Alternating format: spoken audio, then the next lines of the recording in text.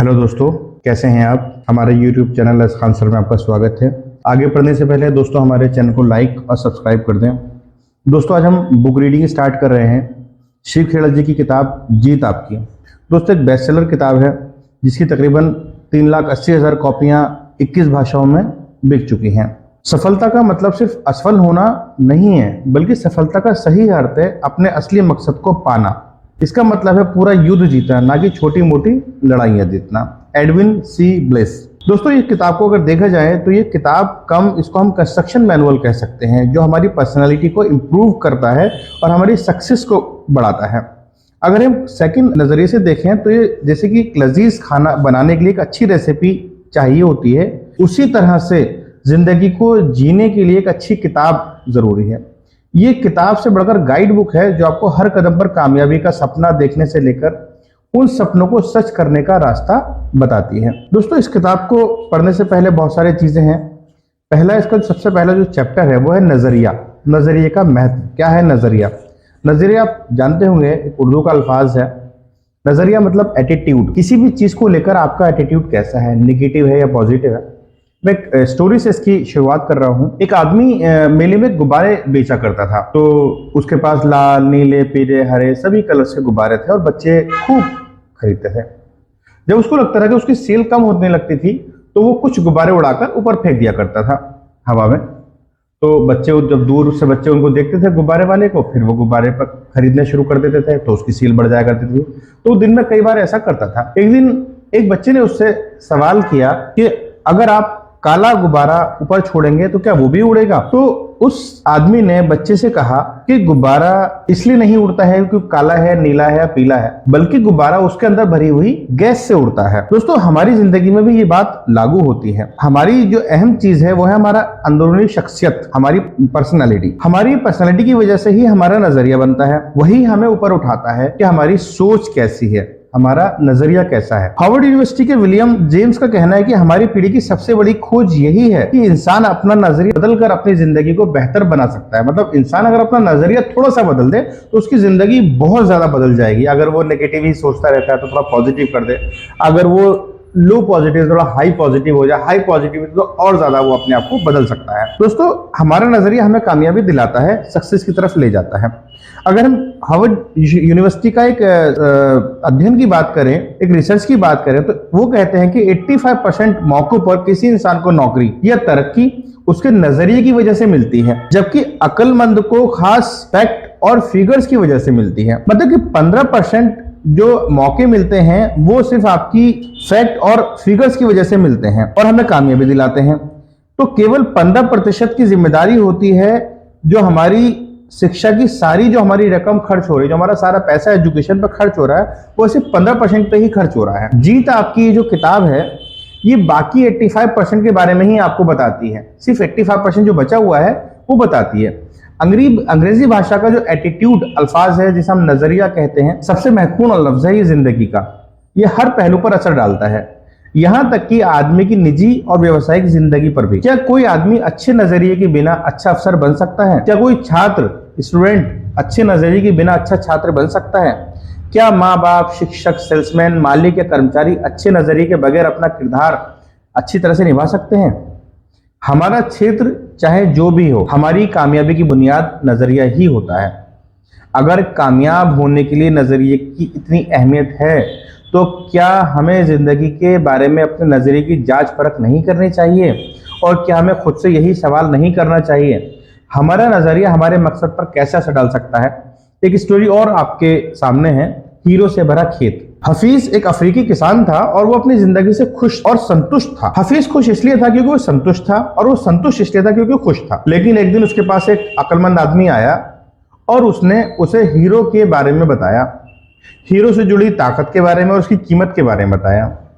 उसने कहा अगर तुम्हारे पास अंगूठे जितना बड़ा भी हीरा हो तो तुम पूरा शहर खरीद सकते हो, और अगर तुम्हारे पास मुट्ठी भरा हीरा हो तो तुम पूरा देश भी खरीद सकते हो। तो ये अक्लमंद आदमी इतना कहकर वहां से निकल गया। अब उस रात हफीज सो नहीं सका, वो पूरी रात डिस्टर्ब रहा।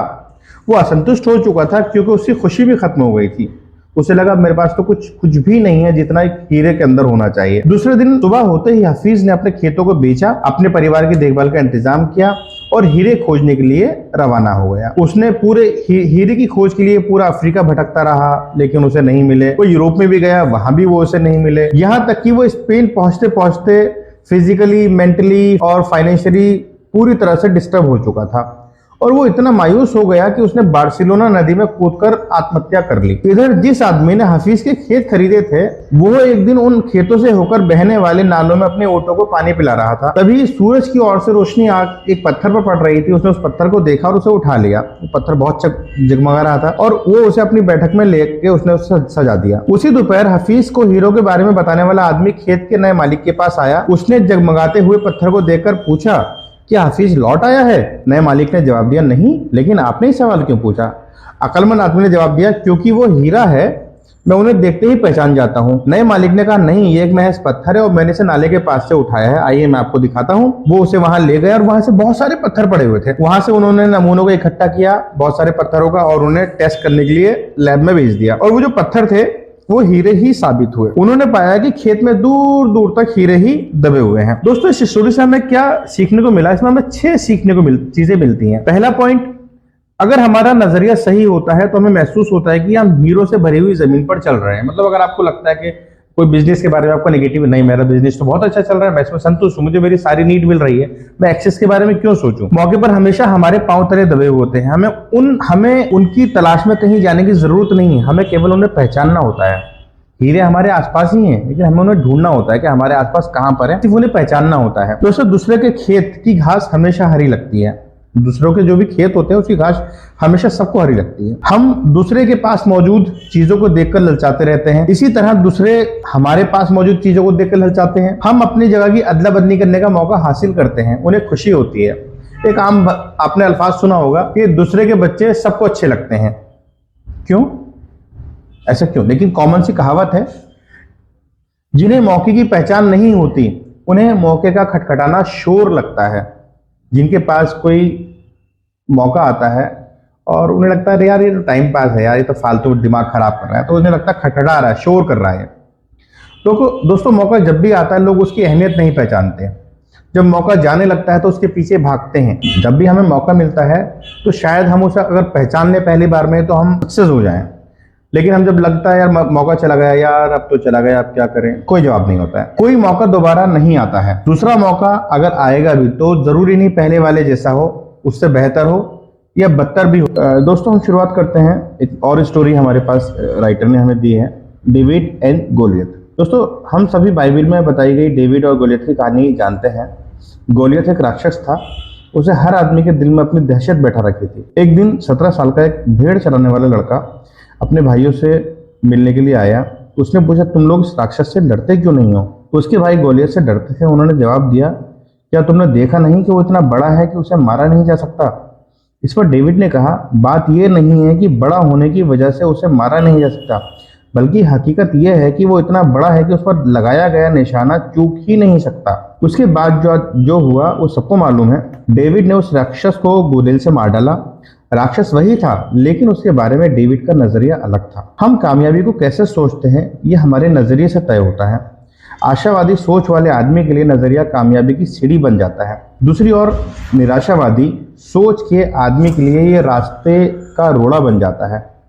थिंक एंड ग्रो रिच और अन्य कई किताबों के लेखक नेपोलियन हिल का कहना है कि हर समस्या अपने साथ या अपने बराबर का या अपने से भी बड़ा अवसर साथ में लाती है।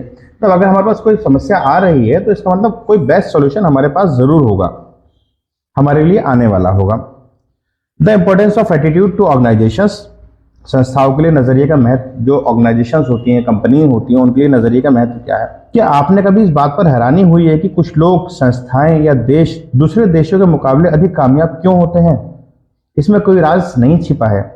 वे इसलिए कामयाब होते हैं कि वे दूसरों के मुकाबले अधिक असरदार ढंग से सोचते हैं और काम करते हैं। वे अपने सबसे कीमती जायदाद यानी लोगों में निवेश करते हैं। मैंने दुनिया की कई बड़ी कॉरपोरेशन के आला अफसरों से बात की और उनसे पूछा, अगर आपके पास जादू की छड़ी हो और आपको केवल एक ऐसी चीज बदलनी हो जिससे आपको तरक्की मिल जाए, साथ ही उत्पादकता और लाभ भी बढ़ जाए, मतलब प्रोडक्टिविटी और प्रॉफिट दोनों बढ़ जाए, तो आप किस चीज को बदलना चाहेंगे? सबका जवाब एक ही था। उनका कहना था कि वो अपने लोगों का नजरिया बदलना चाहेंगे। नजरिया बेहतर होने पर लोगों में टीम भावना बढ़ेगी, बर्बादी कम होगी और वे ज्यादा वफादार हो जाएंगे। कुल मिलाकर उनकी कंपनी में काम करने का और बेहतर माहौल बन जाएगा। तजुर्बा बताता है कि किसी भी व्यापार की सबसे कीमती पूंजी उससे जुड़े लोग होते हैं। पूंजी या औजारों से लोगों की कीमत अधिक होती है। बदकिस्मती से सबसे ज्यादा मानव संसाधन ही व्यर्थ या बेकार चला जाता है। लोग आपकी सबसे बड़ी संपत्ति बन सकते हैं या सबसे बड़ा बोझ भी बन सकते हैं, डिपेंड करता है आप उसे कैसे मैनेज करते हैं। TQP, total quality people. दोस्तों, बहुत सारे ट्रेनिंग प्रोग्राम जैसे कि कस्टमर सर्विसेज, सेलिंग स्किल्स और स्ट्रेटेजिक प्लान के बाद में इस नतीजे पर पहुंचा हूं कि इसमें से ज्यादातर कार्यक्रम काफी अच्छे होते हैं, लेकिन इनके सामने एक बहुत बड़ी चुनौती होती है। इनमें से कोई भी कामयाब नहीं हो सकता है जब तक उसकी बुनियाद सही ना हो। वो सही बुनियाद है TQP। क्या TQP क्या है? इसका मतलब है टोटल क्वालिटी पीपल, यानी सारी खूबियों से भरे हुए लोग, यानी वे लोग जो अच्छे चरित्र वाले, ईमानदार, नैतिक और मूल्यों और सकारात्मक नजरिए वाले होते हैं। आपके दूसरे सारे प्रोग्रामों की जरूरत है, आपको दूसरे सारे प्रोग्रामों की जरूरत है, लेकिन वो तभी सफल होंगे जब आपकी नींव सही होगी, और वो नींव है TQP। उदाहरण के तौर पर कुछ ग्राहक सेवा कार्यक्रमों में हिस्सेदारी करने वालों को क्या सिखाया जाता है? सिखाया जाता है कि प्लीज या थैंक यू कहना है, मुस्कुराना है, हाथ मिलाना सिखाया जाता है। कि लेकिन किस आदमी में, अगर किसी आदमी में सेवा करने का जज्बा ही ना हो तो वो कब तक मुस्कुरा सकता है? ट्रेनिंग में क्या कहा जाता है कि आप आइए, जैसे सामने आपको कोई मिले आप उसे प्लीज कहिए, थैंक यू कहिए, मुस्कुराकर उसका वेलकम करिए। लेकिन अगर किसी के अंदर ये इंटरनल फीलिंग ही ना हो, क्या वो ऐसा करेगा? नहीं करेगा। लेकिन क्या होगा, उसकी नकली मुस्कान को लोग आराम से पहचान जाएंगे। अगर मुस्कान सच्ची ना हो तो उसे देखकर चिढ़ पैदा होगी। मेरा कहना है कि असलियत को दिखावे पर हावी होना चाहिए, ना कि दिखावे को असलियत पर।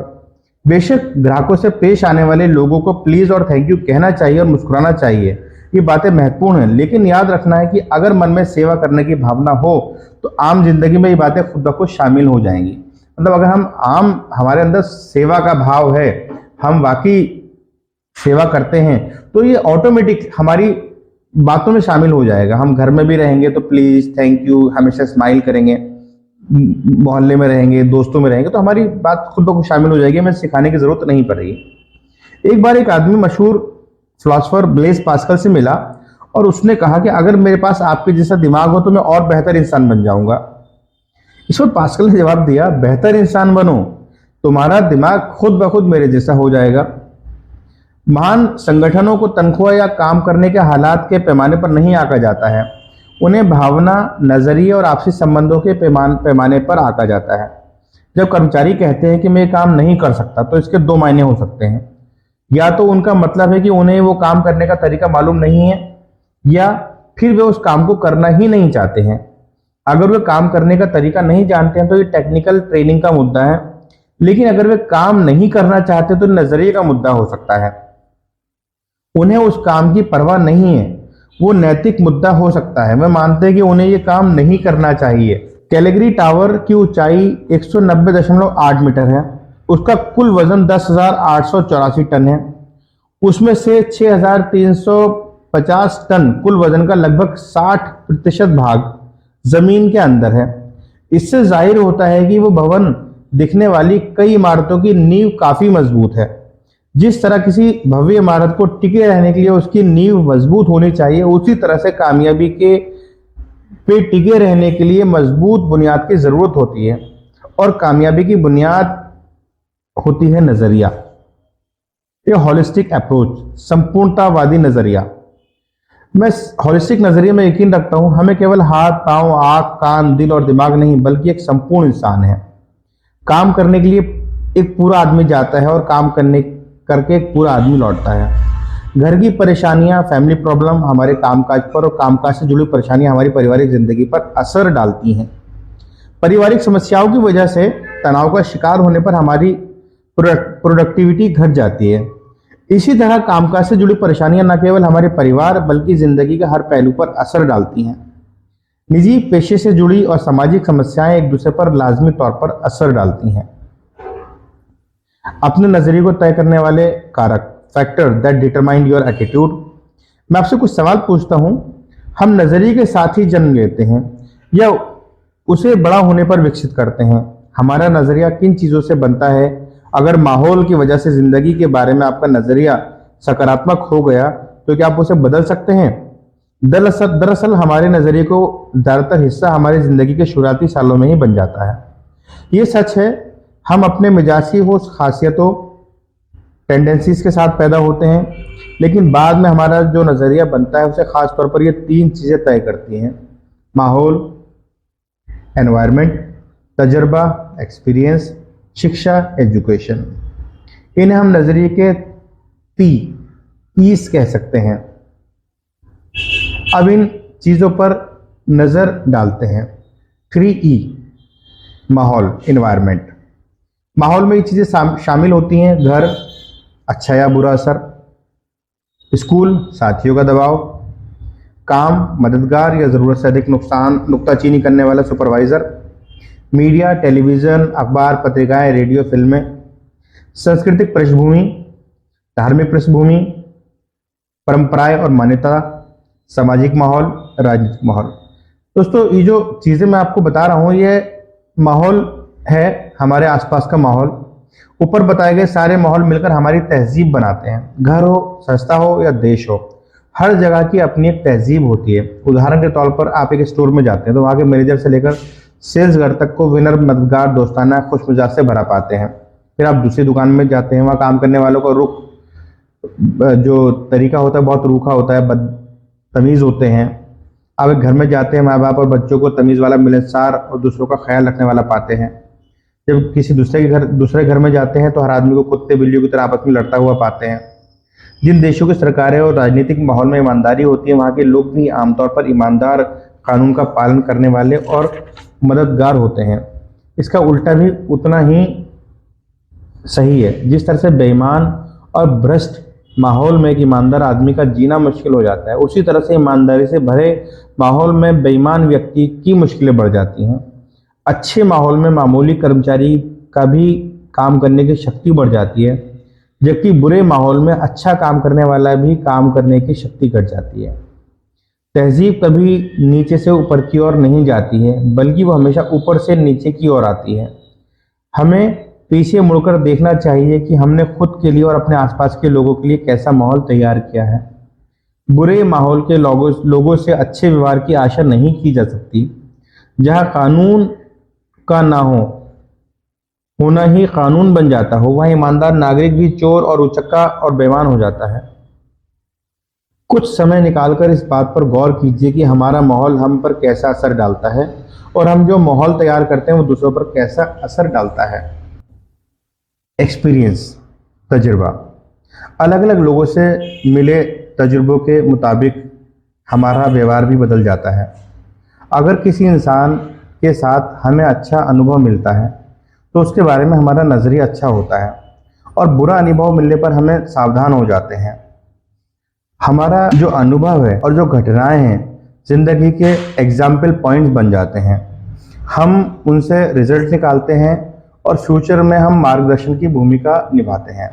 अगर आप किसी से मिले, आपको निगेटिव पॉइंट्स, उसने कुछ गलत किया या कुछ अच्छा किया, तो फ्यूचर में वो आपके लिए एक एग्जाम्पल सेट हो जाता है, और यही आपका एक्सपीरियंस कहलाता है कि यार इसने मेरे साथ अच्छा किया, इसने मेरे साथ बुरा किया, ऐसा करूंगा तो ऐसा होगा, ऐसा करूंगा तो एक एग्जाम्पल पॉइंट बन जाता है। इसे कहते हैं तजुर्बा, जो हमें भले ही पाबंदी रहे। तजुर्बा, एक्सपीरियंस।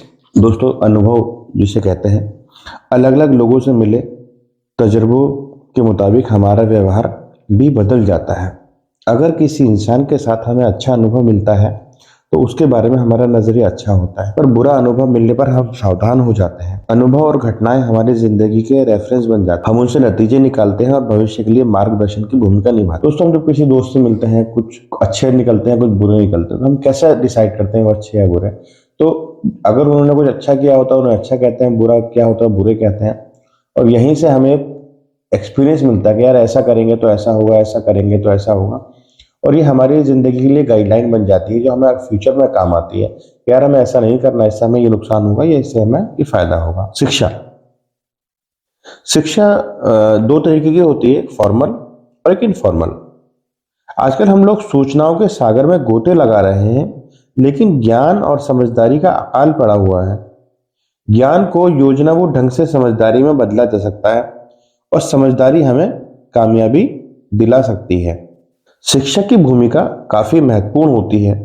उसका प्रभाव अनंत काल तक रहता है। इसके असर की लहरें भी अनगिनत हैं। शिक्षा ऐसी होनी चाहिए जो केवल हमें रोजी रोटी कमाना नहीं, बल्कि जीने का तरीका भी सिखाए। How do you recognise people with a positive attitude? Positive attitude वाले लोगों को कैसे पहचाने? दोस्तों, जिस तरह सेहत खराब ना होने का मतलब अच्छी सेहत नहीं होता है, उसी तरह किसी इंसान के नेगेटिव ना होने का मतलब ये नहीं होता है कि वो पॉजिटिव है। पॉजिटिव नजरिए वाले लोगों की शख्सियत में कुछ ऐसी खासियतें होती हैं जिनकी वजह से उन्हें आसानी से पहचाना जा सकता है। ऐसे लोग दूसरों का ख्याल रखने वाले, आत्मविश्वास से भरे, धीरज वाले और विनम्र होते हैं। ये लोग खुद से और दूसरों से काफी उम्मीदें रखते हैं। उन्हें अच्छे नतीजे हासिल होने की आशा रहती है। सकारात्मक नजरिए वाला आदमी हर मौसम में फलने वाले फल जैसा होता है। उसका हमेशा स्वागत किया जाता है। मतलब दोस्तों, जो लोग पॉजिटिव होते हैं उनकी खासियत ये होती है कि वो हमेशा खुशमिजाज रहते हैं। वो बिल्कुल एवरग्रीन रहते हैं, हमेशा एक से रहेंगे। सकारात्मक नजरिए के कई फायदे होते हैं। इन्हें आसानी से देखा जा सकता है, लेकिन आसानी से दिखाई देने वाली चीज को उतना ही आसानी से अनदेखा भी किया जाता है। कई बार बहुत सारी चीज बिल्कुल आपके पास पड़ी होती है, लेकिन वो आपको दिखाई नहीं देती। ऐसे सकारात्मक नजरिया आपके लिए फायदेमंद। अगर आप सकारात्मक नजरिया रखेंगे तो उससे आपको क्या फायदा होगा?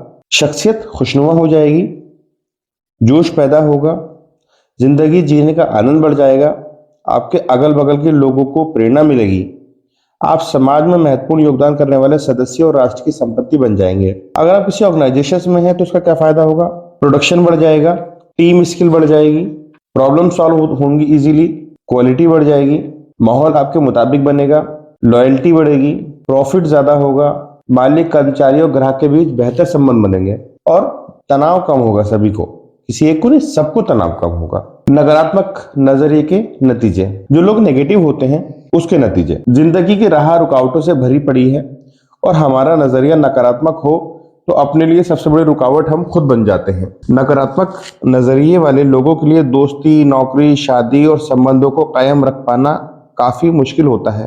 नकारात्मक नजरिए की वजह से संबंधों में कड़वाहट बढ़ती है, लोग नाराज रहते हैं, जिंदगी बेमकसद हो जाती है, सेहत खराब रहती है, खुद के लिए और दूसरों के लिए तनाव बढ़ाते हैं।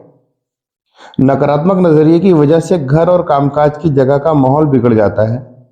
ऐसा आदमी समाज के लिए बोझ बन जाता है।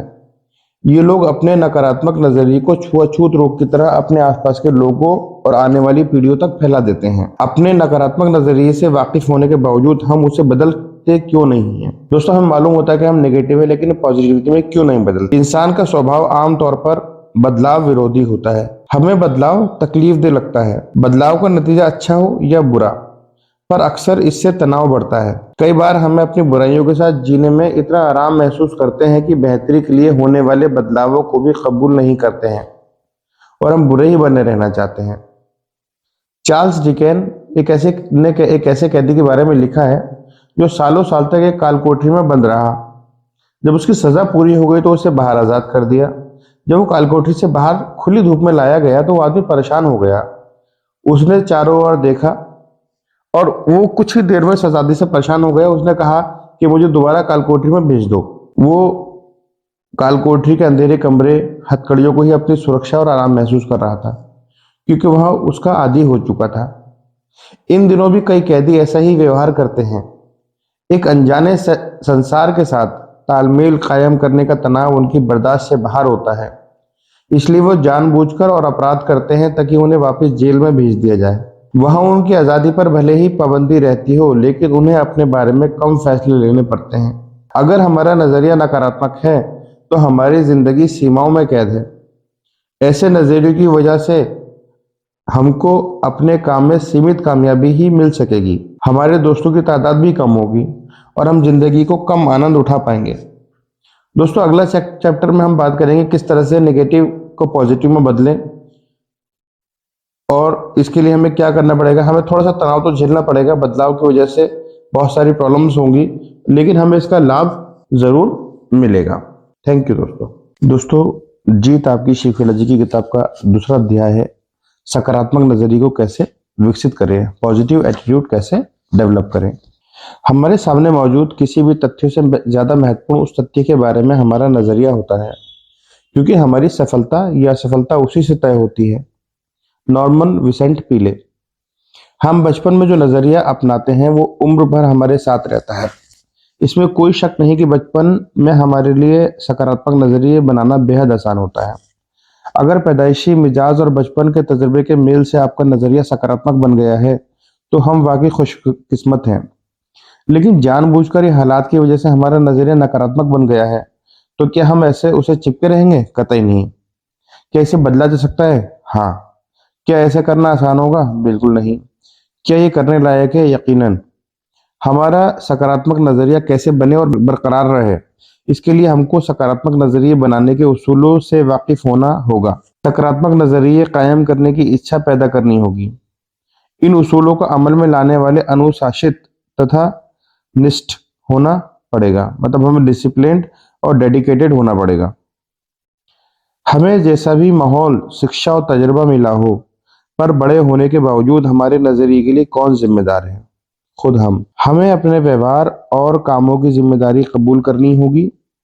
कुछ लोग किसी गलती के लिए खुद को छोड़कर बाकी सभी लोगों को दोषी ठहराते हैं। हम पर निर्भर करता है कि हर सुबह हम अपना नजरिया खुद चुनें। नकारात्मक नजरिए वाले लोग अपनी असफलताओं के लिए अक्सर माँ बाप, शिक्षक, जीवन साथी, बॉस, सितारे, तकदीर, आर्थिक स्थितियों और सरकारें यानी पूरी दुनिया को जिम्मेदार ठहराते हैं। हमको अपने बीते दिनों से आजाद होना होगा। हमें अपनी शख्सियत पर जमी धूल को झाड़कर मुख्य धारा में शामिल होना होगा।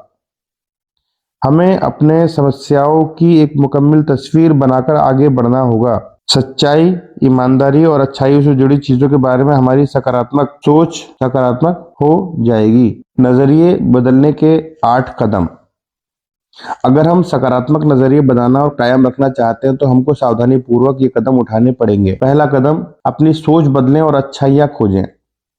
हमें अच्छी चीजों को खोजी बनना पड़ेगा। हमें जिंदगी के सकारात्मक पहलू पर ध्यान देना होगा। किसी इंसान या किसी हालात के बुरे पहलू के बजाय उसके एक अच्छे पहलू पर गौर करना शुरू करना होगा। इनमें से ज्यादातर लोगों को अपनी ही सोच का माहौल इस ढंग से डाल देते हैं कि हम गलतियां और कमियों को ढूंढने के आदी हो चुके होते हैं, इसलिए तस्वीर का अच्छा पहलू हमने अनदेखा कर जाते हैं। दोस्तों पहला कदम को दोबारा समझ लेते हैं। हम खुद सर्च करनी पड़ेगी जिंदगी के पॉजिटिव पहलू पर। किसी इंसान या किसी हालात के बुरे पहलू के बजाय, अगर कोई भी हालात हुआ है या कोई इंसान है तो हम उसके बुरे पहलू के बजाय उसके अच्छे पहलू पर गौर करना शुरू करें। इसमें से ज्यादातर लोगों को अपनी ही सोच का माहौल इस ढंग से डाल देते हैं कि हमें गलतियां और कमियों को ढूंढने के आदी हो चुके होते हैं, इसलिए तस्वीर का अच्छा पहलू हमें अनदेखा हो चुका होता है। सोने की तलाश में, लुक फॉर द गोल्ड। एक स्टोरी मैं आपको बता रहा हूँ, उसका एग्जाम्पल। एंड्रयू कार्नेगी अपने बचपन के दिनों में ही स्कॉटलैंड से अमेरिका चले गए। उन्होंने छोटे मोटे कामों की शुरुआत की और आखिरकार अमेरिका में स्टील बनाने वाली सबसे बड़ी कंपनी के मालिक बन गए। एक ऐसा वक्त आया जब उनके लिए 43 करोड़पति काम करते थे। करोड़ रुपए इस जमाने में बहुत है, लेकिन सन 1920 के आसपास तो उसकी कीमत बहुत ज्यादा थी। किसी ने कार्नेगी से पूछा, आप लोगों से कैसे पेश आते हैं? उन्होंने जवाब दिया, लोगों से पेश आना काफी हद तक सोने की खुदाई करने जैसा ही है।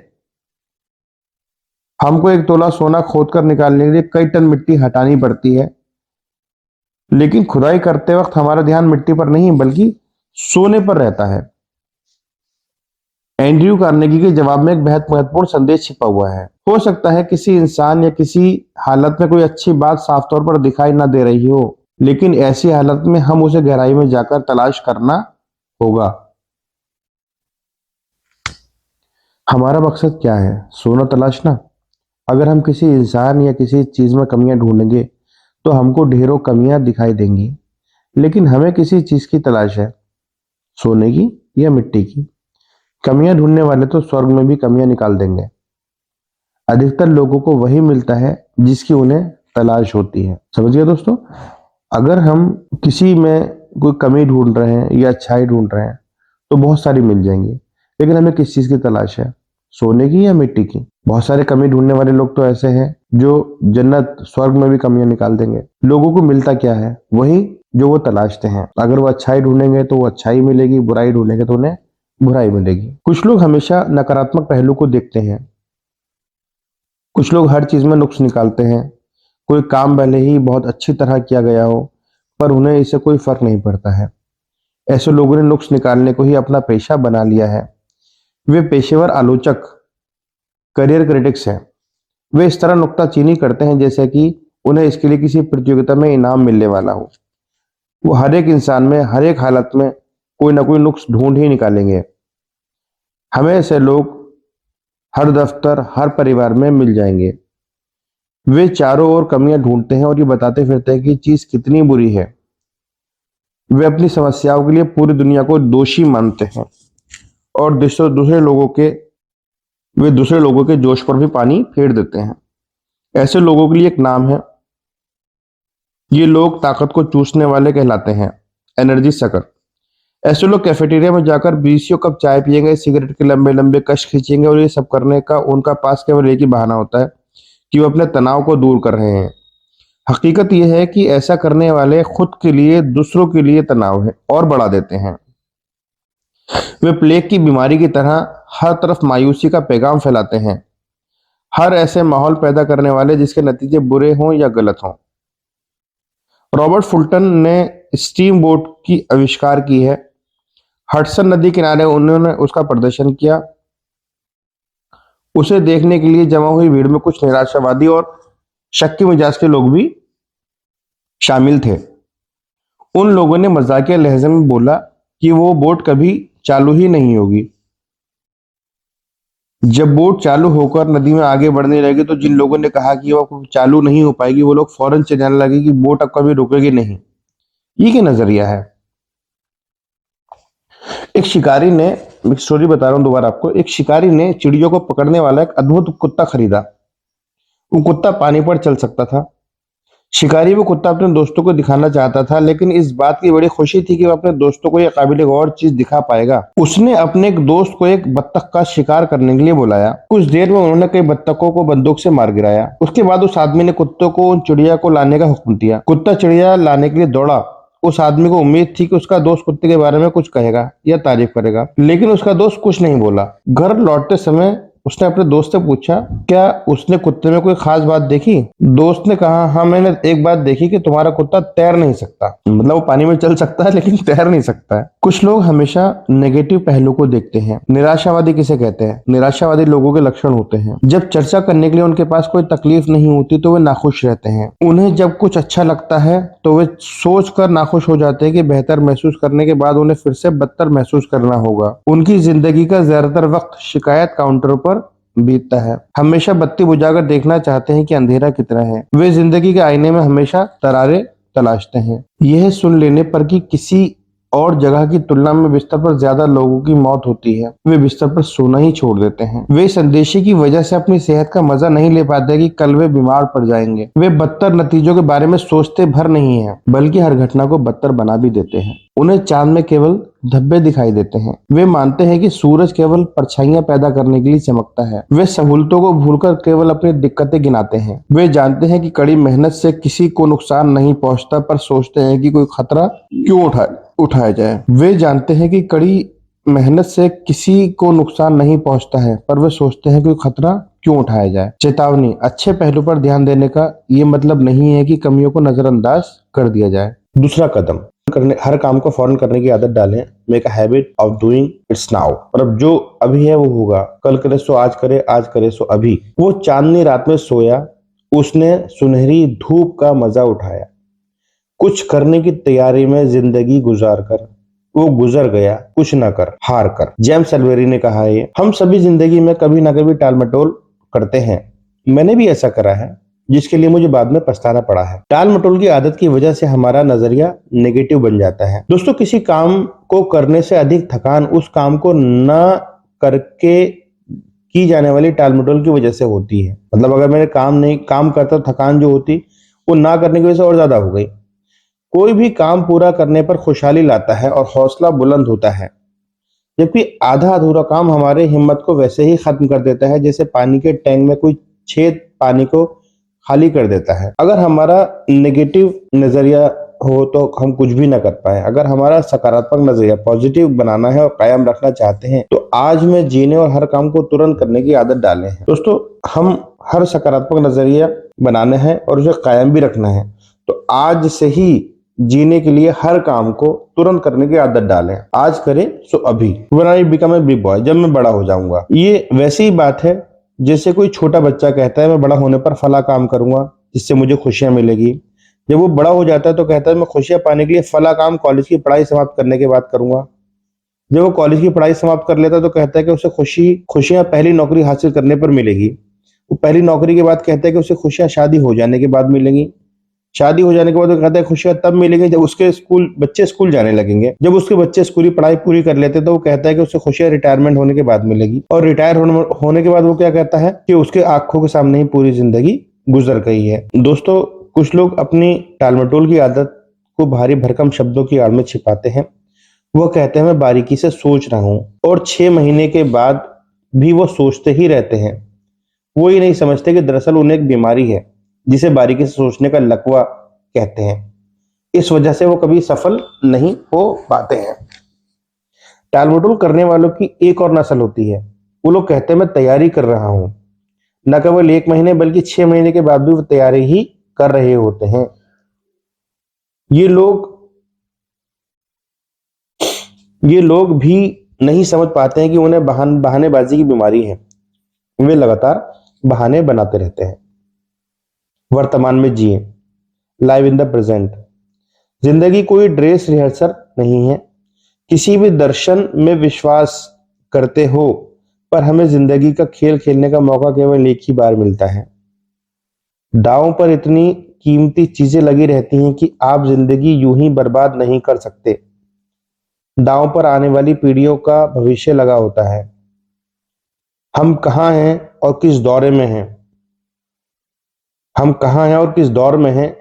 जवाब है कि इस दौर में हैं और यही हैं। इसलिए हम आज को बेहतर बनाएं और इसका भरपूर आनंद लें। इसका ये मतलब नहीं कि हमें भविष्य के लिए कोई योजना नहीं बनानी चाहिए, बल्कि पैगाम यह है कि हमें आगे की योजना बनाने की जरूरत है। और अगर हम आज का भरपूर इस्तेमाल खुशियों के लिए करते हैं तो खुद ब खुद आने वाले बेहतर होगा हमारा कल। हम मानते हैं अगर हम अपने नजरिए को सकारात्मक बनाना चाहते हैं तो टालमटोल की आदत छोड़ दें और तुरंत काम करें, पर अमल करना सीखें। जिंदगी में ऐसे दुख भरे शब्द हैं नहीं होंगे आपके पास। अगर हम अपने नजरिए को सकारात्मक बनाना चाहते हैं तो टालमटोल की आदत छोड़ें और तुरंत काम करें, पर अमल करना चाहिए। जिंदगी में सबसे दुख भरे शब्द हैं ऐसा हो सकता था, मुझे ऐसा करना चाहिए था, मैं ये कर सकता था, काश मैंने ऐसा किया होता, अगर मैं थोड़ा और कोशिश करता तो ये काम हो जाता। जो काम आप आज कर सकते हैं वो कभी कल पर ना टालें। मुझे यकीन है कि जीत हासिल करने वालों के मन में भी टालमटोल करने वालों की इच्छा जरूर पैदा हुई होगी, पर उन्होंने कभी अपने ऊपर इसे हावी नहीं होने दिया होगा। जो लोग जीत गए होंगे उन्होंने भी टालमटोल करने की इच्छा हुई होगी, लेकिन उन्होंने कभी इसको हावी नहीं होने दिया होगा। लोग जब कहते हैं कि ये काम किसी और दिन करूंगा, तो इस बात को मान लिया जाए कि वो इस काम को कभी नहीं करेंगे। कुछ लोग इस बात का इंतजार करते हैं कि उनके घर से निकलने से पहले सारी लाल बत्तियां हरा सिग्नल देने लगेंगी, पर ऐसा नहीं होता। वे शुरुआत करने से पहले ही नाकामयाब हो जाते हैं। और दुखद स्थिति है कि टालमटोल करना बंद करो। हमें बहानेबाजी की आदत को इसी समय अलविदा कह देना चाहिए। दोस्तों, कुछ लोग होते हैं वो कहते हैं आज नहीं कल कर लेंगे, कल नहीं परसों करेंगे, अभी मैं तैयारी कर रहा हूँ, अभी प्रिपरेशन कर रहा हूँ, अभी मैं सोच रहा हूँ। तो वो एक फेलियर का बहुत बड़ा स्टेप होता है। अगर हमें सक्सेस को लाना है, अपने आप को आगे बढ़ाना है, तो हमें टालमटोल की आदत को अलविदा कह देना होगा। दोस्तों, तीसरा कदम एहसान मानने का नजरिया बनाएं। Develop an attitude of gratitude. अगर किसी ने आपके साथ एहसान किया है तो उसका क्या नजरिया है, देखें। अपनी दिक्कतों के बारे में सोचने के बजाय अपनी सहूलियतों के बारे में सोचें। मतलब आपके पास खुदा ने आपको जो भी आपको सृष्टि से मिला है उसके बारे में सोचें कि आपको क्या कुछ दे रखा है, ना कि प्रॉब्लम्स के बारे में। अपने इर्द गिर्द के फूलों की खुशबू सूंघने के लिए वक्त निकालें। कई बार आप सुनते होंगे कि कोई आदमी दुर्घटना की वजह से अंधा या अपाहिज हो गया, लेकिन उसे हर्जाने के तौर पर लाखों रुपए मिल गए। हम में से कितने लोग ऐसे आदमी की जगह लेना चाहेंगे? ऐसा चाहने वाला शायद ही कोई ऐसा चाहने वाला शायद ही हमारे आसपास कोई हो।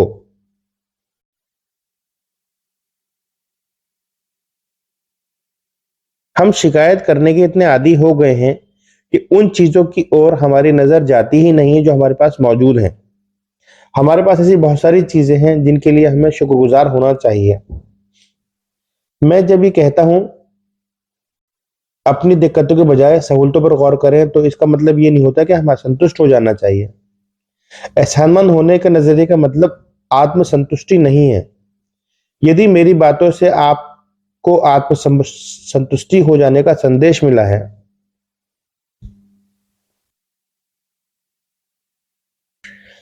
तीसरा कदम एहसान मानने का नजरिया बनाएं। अपनी दिक्कतों के बारे में सोचने के बजाय अपनी सहूलतों के बारे में सोचें। आपके इर्द गिर्द के फूलों की खुशबू सूंघने के लिए वक्त निकालें।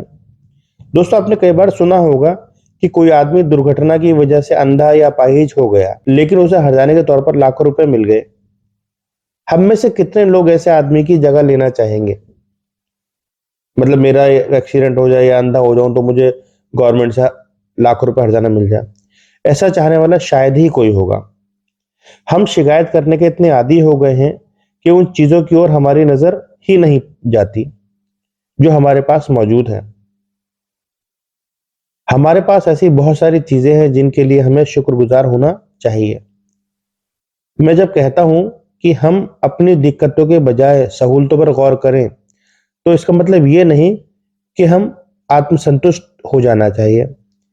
एहसानमंद होने का नजरिए का मतलब आत्मसंतुष्टि नहीं है। यदि मेरी बातों से आपको आत्मसंतुष्ट हो जाने का संदेश मिला है, तो आपको ये बात ना समझा पाने के लिए मैं दोषी हूं और आप दोषी हैं अपनी मनपसंद बात निकालने के लिए। मतलब अगर आप ये सोच रहे हैं कि बस यही सेटिस्फाइड हूँ जो मेरे पास है यही है, तो मैं आत्मसंतुष्ट नहीं। ना तो इसमें मेरी गलती है बल्कि आपकी गलती है, क्योंकि आपने सिर्फ उतना ही सोचा जितना आप मतलब निकाल सकते हैं। लोग किस बात का मनचाहा मतलब कैसे निकालते हैं, ये जानने के लिए कहानी सुनाता हूँ। एक डॉक्टर को शराबियों को एक समूह को संबोधित करने के लिए गेस्ट के रूप में बुलाया गया। वह उनके सामने कई ऐसा नमूने पेश करना चाहता था जिससे उन्हें यह एहसास हो कि शहद शराब के लिए नुकसानदेह है। उसने दो कांच के बर्तन लिए, एक में साफ पानी भरा और दूसरे में शराब भरी। उसने साफ पानी में केचुआ डाला, वो आसानी से तैरता हुआ पानी के ऊपर आ गया। फिर उसने केचुआ शराब पर डाला और वो सबकी आंखों के आगे टुकड़ा टुकड़ा हो गया। वो ये साबित करना चाहते थे कि शरीर के अंदर शराब का ऐसा ही असर होता है। नमूना पेश करने के बाद उसने शराबियों के समूह से पूछा, उन्होंने इससे क्या सीख मिली? उसका सवाल सुनकर पीछे बैठे शराबी ने जवाब दिया, इसका मतलब ये कि शराब पीने से हमारे पेट में कीड़े नहीं होंगे। क्या उस कहानी का यह संदेश था? बिल्कुल नहीं। किसी बात का मनचाहा मतलब ऐसे ही निकाला जाता है। हम वो नहीं सुनते जो हमें सुनाया जाता है, बल्कि हम वो सुनते हैं जो हम सुनना चाहते हैं। हमें मिली बहुत सारी नियामतें छुपे हुए खजाने की तरह हैं। हमें अपनी दिक्कतों के बारे में नहीं बल्कि अपनी नियामतों के बारे में सोचना चाहिए जो हमें ब्लेसिंग मिली है।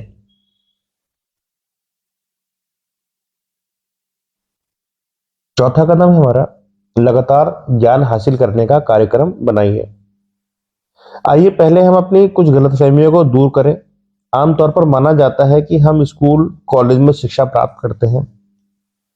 कई देशों में आयोजित की जाने वाले सेमिनारों में अपने श्रोताओं से सवाल अक्सर पूछता हूं, क्या हम स्कूल कॉलेजों में वास्तव में शिक्षा हासिल करते हैं? इस बात पर आमतौर पर सहमति है कि वह शिक्षा कुछ ही लोग हासिल कर पाते हैं और ज्यादातर लोग उनसे वंचित ही रह जाते हैं। मेरी बात का गलत मतलब ना निकालें। हमें स्कूल कॉलेजों में ढेर सारी सूचनाएं हासिल होती हैं, शिक्षित होने के लिए सूचनाएं भी जरूरी हैं, लेकिन उसके साथ ही हमें शिक्षा का सही मायने भी समझने चाहिए। इंटेलेक्चुअल एजुकेशन हमारे दिमाग पर असर डालती है, जबकि वैल्यू बेस्ड एजुकेशन हमारे मन को प्रभावित करती है। यदि शिक्षा मन को ट्रेनिंग नहीं देते हैं तो खतरनाक हो सकती है। अगर हम अपने दफ्तर, घर और समाज के लोगों के चरित्र का निर्माण करना चाहते हैं तो हमें उन्हें एक स्तर पर नैतिक शिक्षा देनी ही होगी। ईमानदारी, दया, साहस, दृढ़ता और जिम्मेदारी जैसे बुनियादी गुण विकसित करने वाली शिक्षा बेहद जरूरी है। हमें ज्यादा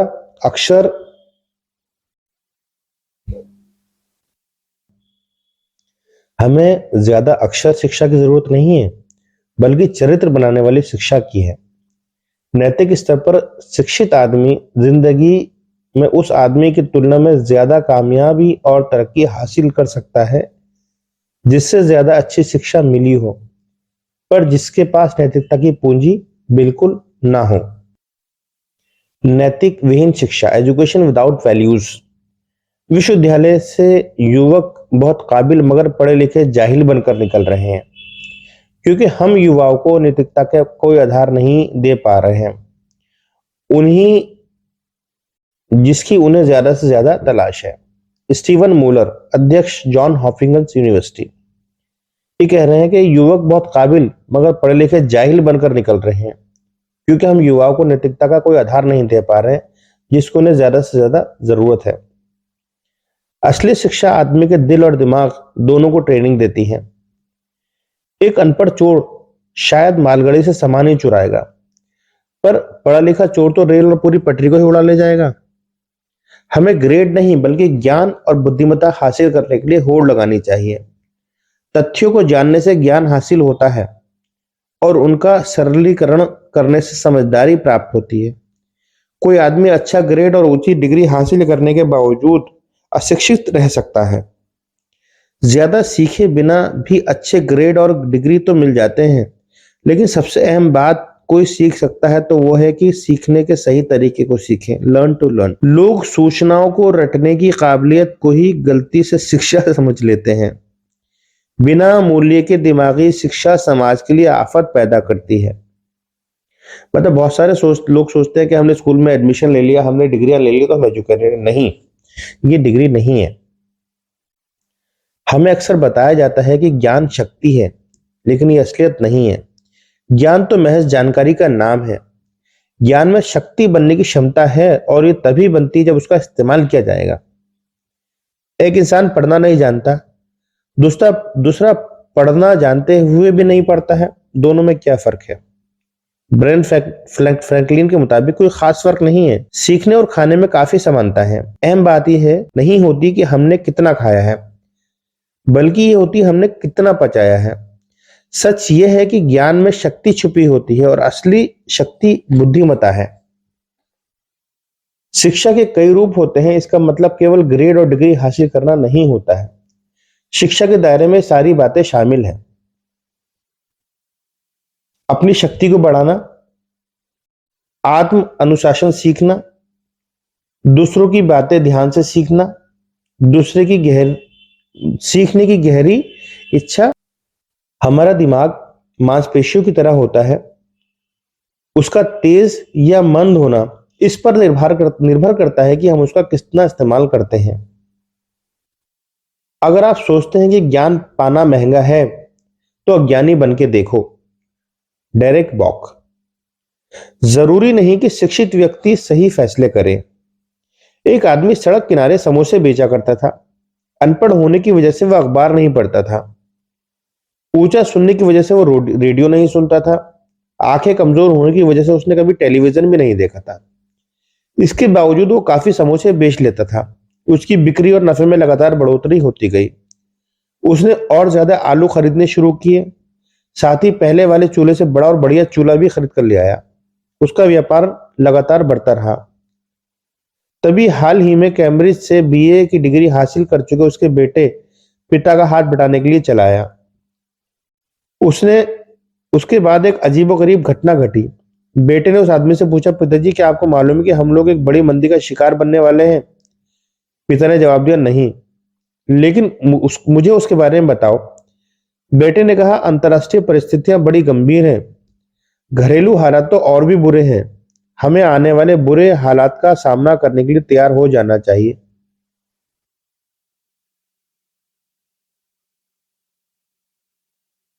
उस आदमी ने सोचा कि उसका बेटा कॉलेज जा चुका है, अखबार पढ़ता है, रेडियो भी सुनता है, इसलिए उसकी राय को हल्के ढंग से नहीं लेना चाहिए। दूसरे ही दिन उसने आलू की खरीद कम कर दी और अपना साइन बोर्ड नीचे उतार दिया। उसका जोश खत्म हो चुका था। जल्दी ही उसकी दुकान पर आने वालों की तादाद घटने लगी। उसकी बिक्री तेजी से गिरने लगी। पिता ने अपने बेटे से कहा, शायद तुम सही कह रहे थे, हम लोग मंदी के दौर से गुजर रहे हैं। मुझे खुशी है कि तुमने वक्त से पहले ही मुझे सचेत कर दिया। इस कहानी से हमें क्या सीख मिली? इससे नतीजे निकलते हैं।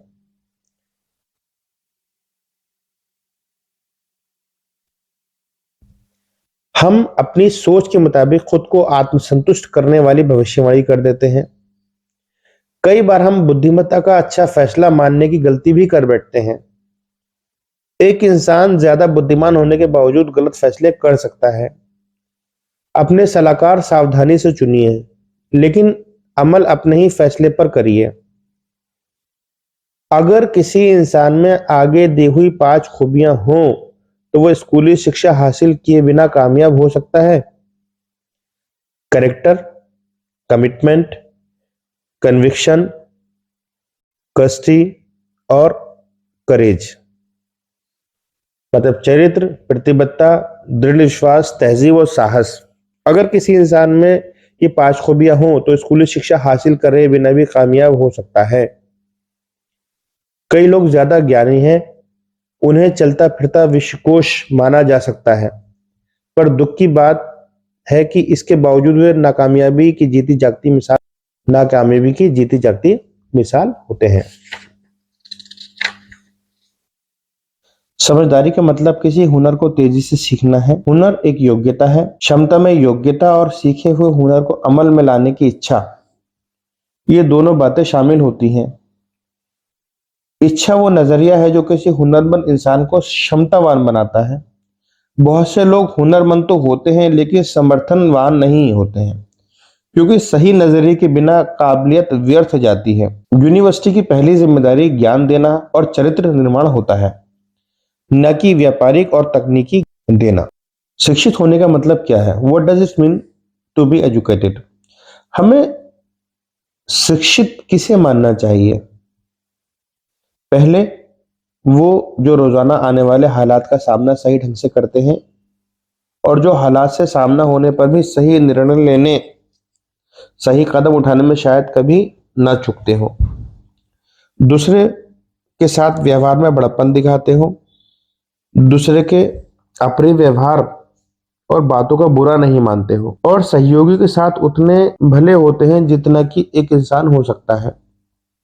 और आगे, वो जो अपनी खूबियों पर काबू रखते हैं और कठिनाइयों को अपने ऊपर हावी नहीं होने देते हैं और कठिन परिस्थितियों का मुकाबला एक बहादुर इंसान की तरह करते हैं, जो इंसानी फितरत है।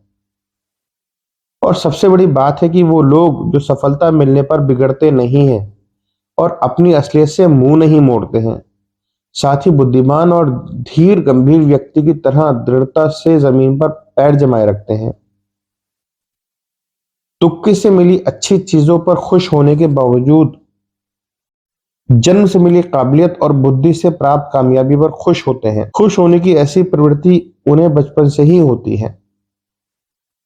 जिन लोगों के चरित्र में इसमें से एक दो नहीं बल्कि सारे गुण हैं, उन्हें ये सभी बातें सीखी कि वह सर्वगुण संपन्न अर्थात सच्चे अर्थों में शिक्षित हैं। सुकरात 470-390 ईस्वी पूर्व।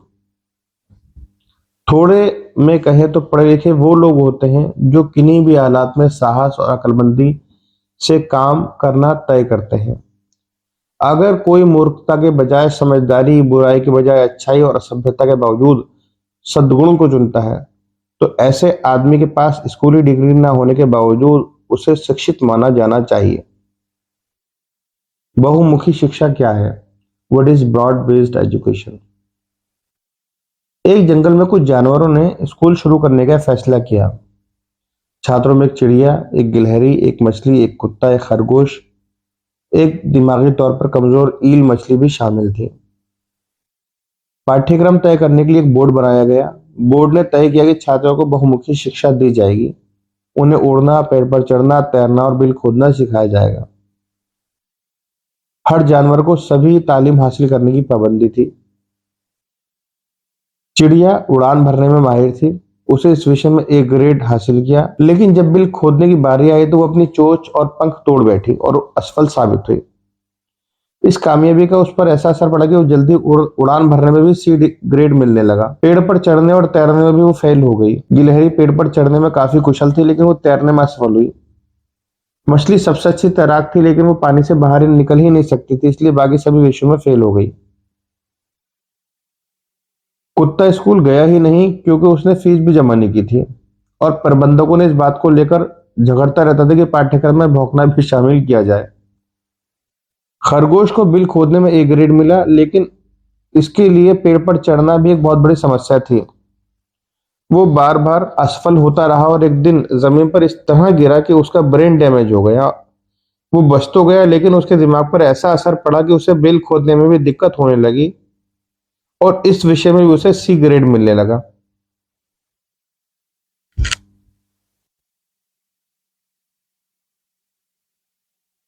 आखिरकार दिमागी तौर पर बीमार ईल को, जिसने हर काम आधे अधूरे ढंग से किया, कक्षा का सबसे उत्तम छात्र घोषित कर दिया गया। बोर्ड खुश था कि हर छात्र को बहुमुखी शिक्षा मिल रही थी। सही मायनों में बहुमुखी शिक्षा छात्रों को जिंदगी के लिए इस ढंग से तैयार करती है कि उसमें मौजूद किसी क्षेत्र विशेष से संबंधित योग्यता और क्षमता भी बरकरार रहे। कुदरत ने हम सभी को कुछ खास क्षमताएं दी हैं।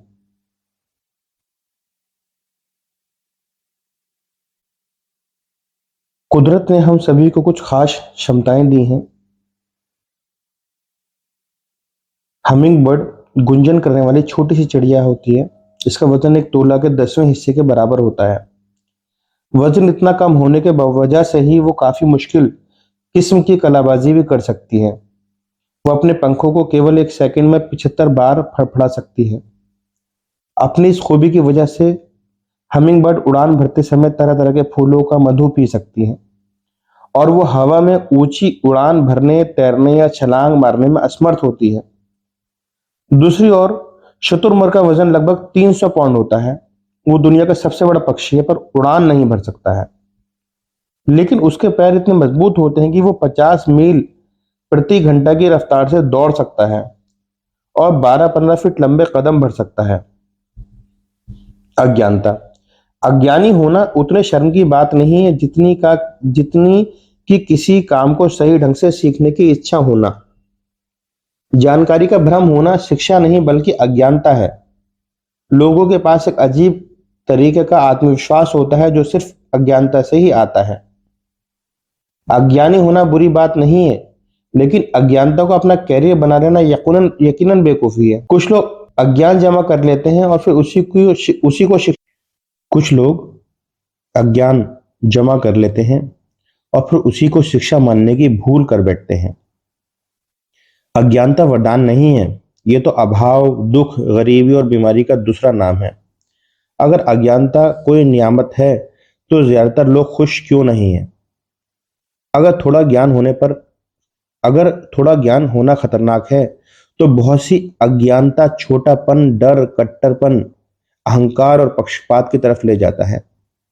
समझदारी अज्ञानता से अंधकार को हटाने को कहते हैं। हम सूचना युग में जी रहे हैं।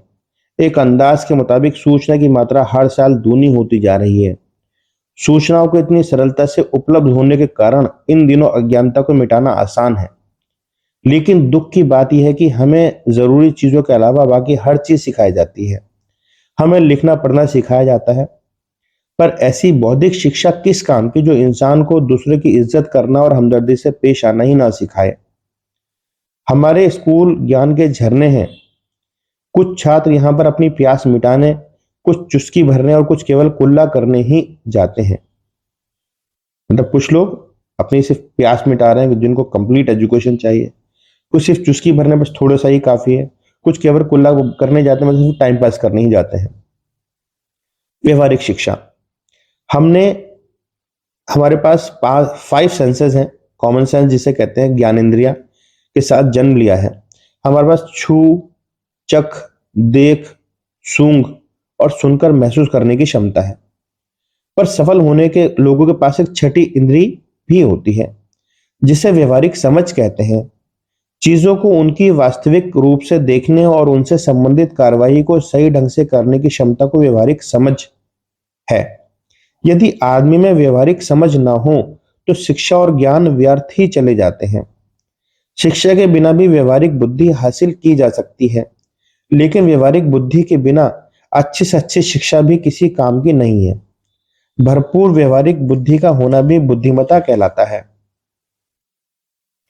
अपनी कुल्हाड़ी की धार तेज करो, शार्पन योर एक्स।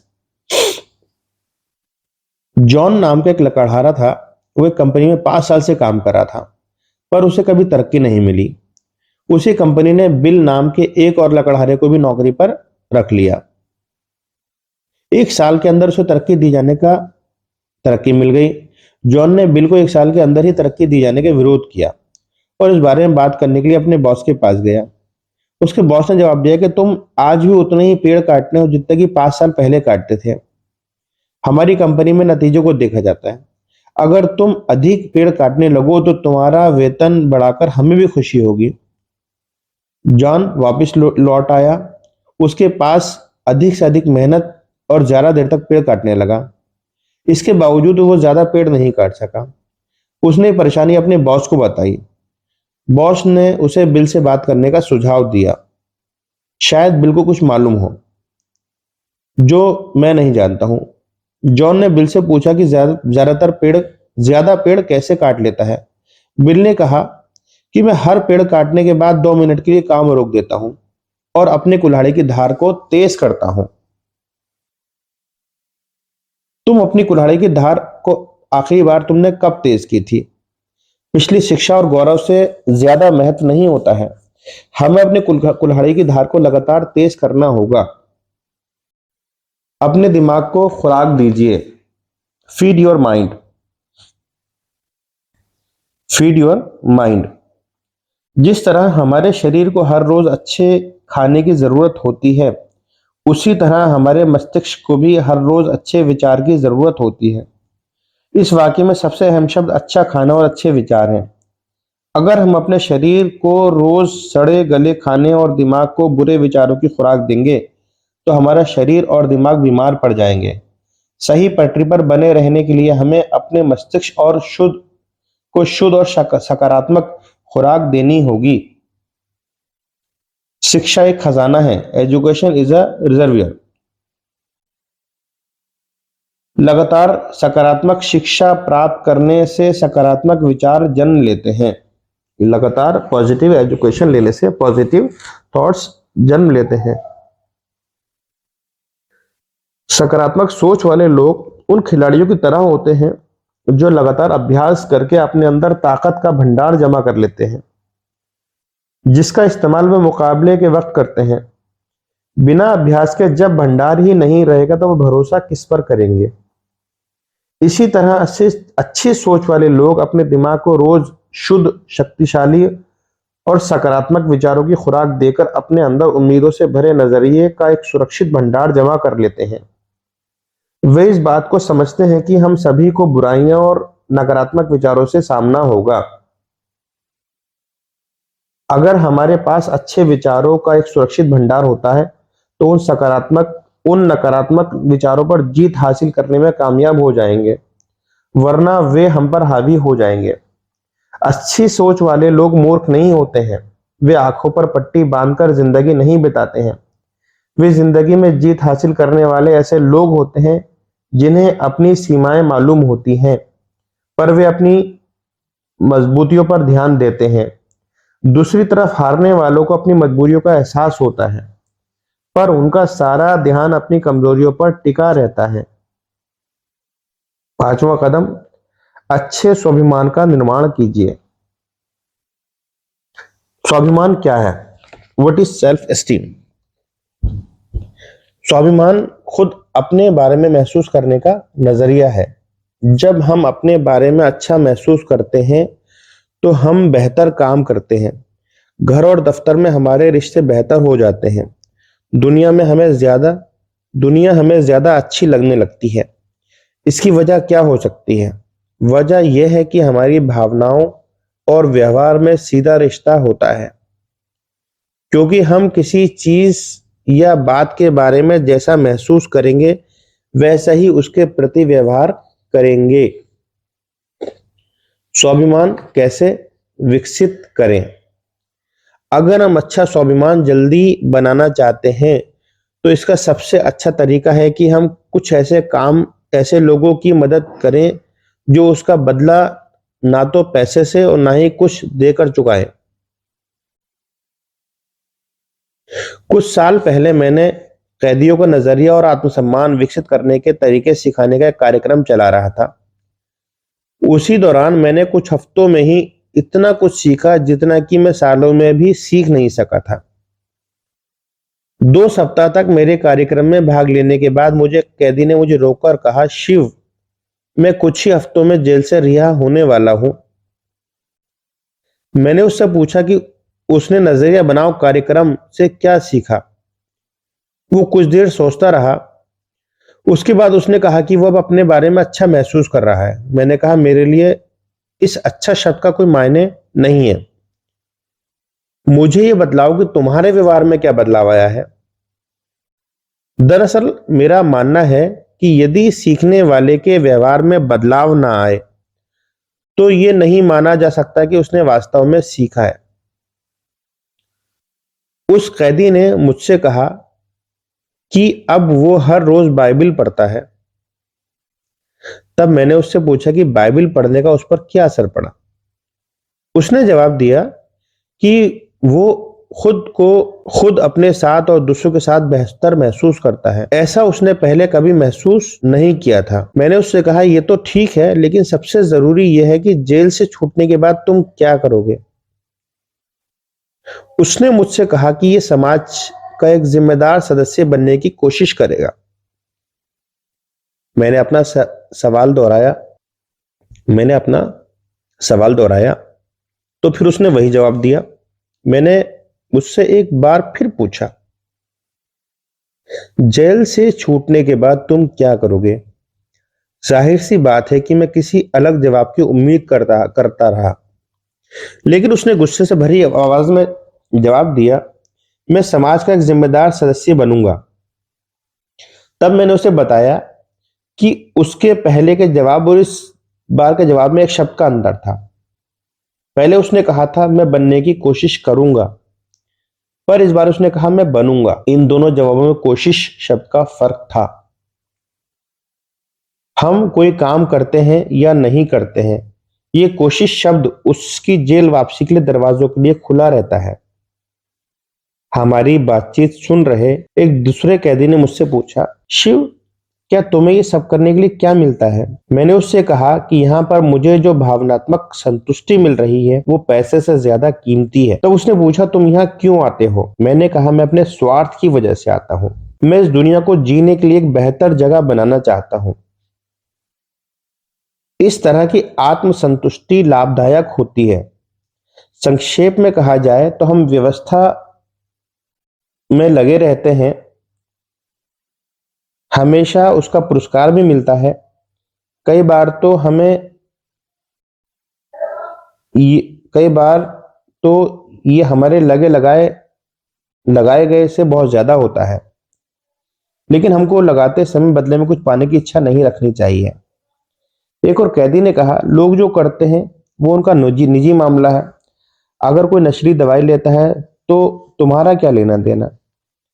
तुम्हें उनके हालात पर क्यों नहीं छोड़ देते हो।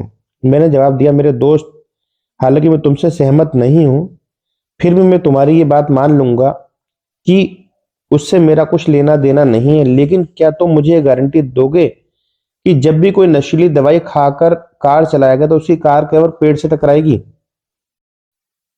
तुम इसकी गारंटी दो तो मैं तुम्हारी बात मान लूंगा। अगर तुम ये गारंटी नहीं दे सकते तो उस कार से टकराकर तुम या मैं या हमारे बच्चे की मौत का शिकार नहीं बनेंगे। तो फिर यकीन करो कि उस बात से मेरा संबंध है। मुझे उस आदमी को सड़क से दूर रखना होगा। ये मेरी जिंदगी है, मैं जो चाहूंगा वही करूंगा। इस एक जुमले के फायदे से कहीं अधिक नुकसान है। लोग शब्दों की सच्ची भावनाओं की उपेक्षा कर देते हैं और उसका मतलब अपनी सुविधा के अनुसार निकाल लेते हैं। ऐसे लोगों ने इस जुमले को स्वार्थ से जोड़ दिया है, जिसका बुरा असर न केवल उन पर बल्कि उनके आसपास के पूरे माहौल पर पड़ता है। ये लोग भूल जाते हैं कि हम अलग थलग नहीं रहते हैं। आप जो करते हैं उसका असर मुझ पर भी पड़ता है, मैं जो करता हूं उसका असर आप पर भी पड़ता है।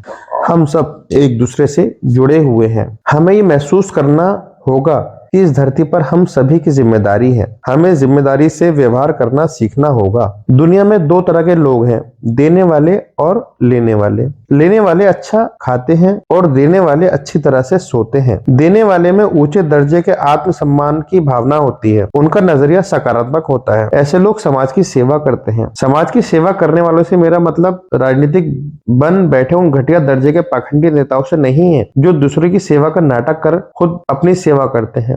इंसान होने के नाते लेन देन हम सबको भरना पड़ता है, लेकिन ऊंचे दर्जे के आत्मसम्मान पाने वाले स्वस्थ व्यक्ति वो होता है जिसे केवल लेने की ही नहीं बल्कि देने की भी आवश्यकता महसूस होती है। एक आदमी अपनी नई कार धो रहा था, तभी उसके पड़ोसी ने पूछा, आपने ये कार कब खरीदी? उस आदमी ने जवाब दिया, इसे मेरे भाई ने दिया है। पड़ोसी ने कहा, काश मेरे पास भी ऐसी कार होती। इस पर उस आदमी ने कहा, आपको ये सोचना चाहिए था कि काश मेरा भी कोई ऐसा भाई होता। पड़ोसी की पत्नी उनकी बातचीत सुन रही थी, इसी बीच में टोक कर कहा, मैं सोचती हूँ काश वो भाई मैं होती। इस सोचने का कितना सकारात्मक नजरिया है। छठा कदम, नकारात्मक असर से बचें। आजकल के नवयुवक बड़े लोगों के व्यवहार और मीडिया से बहुत जल्दी प्रभावित हो जाते हैं। साथियों का दबाव केवल बच्चों और किशोरों पर ही नहीं बल्कि बड़े लोगों पर भी पड़ता है। स्वाभिमान की कमी की वजह से लोगों में नहीं धन्यवाद कहकर बुरे से दूर रहने की हिम्मत नहीं होती। वे नकारात्मक प्रभाव क्या है?